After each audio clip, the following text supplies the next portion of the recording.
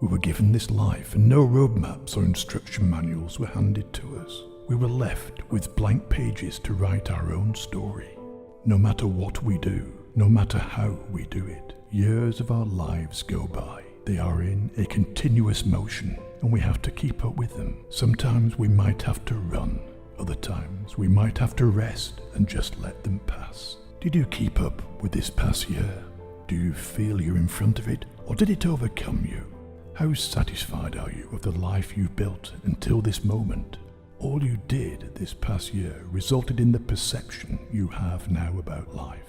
Every experience and moment you lived put brick over brick over brick to create more height for the pedestal that you're now sitting on.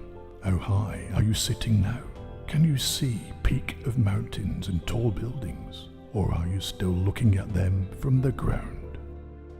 The perseverance and focus you put into the actions you made brought you where you are now. The willingness to let go of useless energy and time magnets put a mark on how well you performed.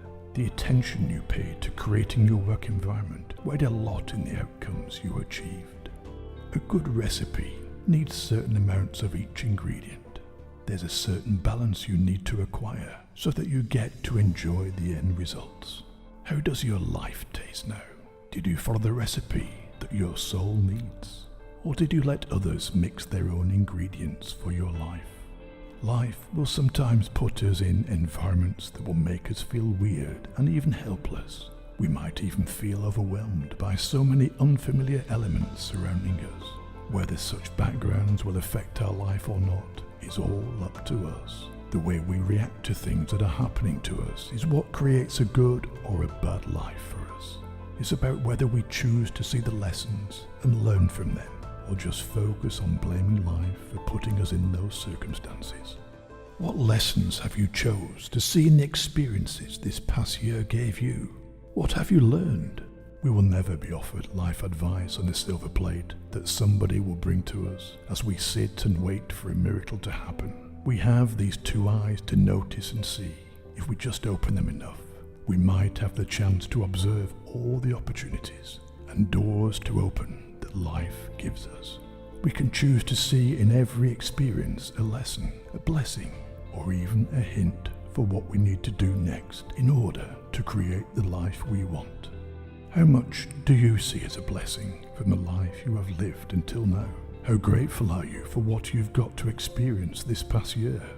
If you are now here, dealing with thoughts about how you should go about life this next year, then you are lucky. You are offered the privilege to keep walking on this earth, to wonder and explore ways of creating more, discovering more, learning more and serving more. What do you want to do next? Do you have any wishes and aspirations for this new year? How do you see yourself living in this next 12 months? Let's say you were offered one more year to live.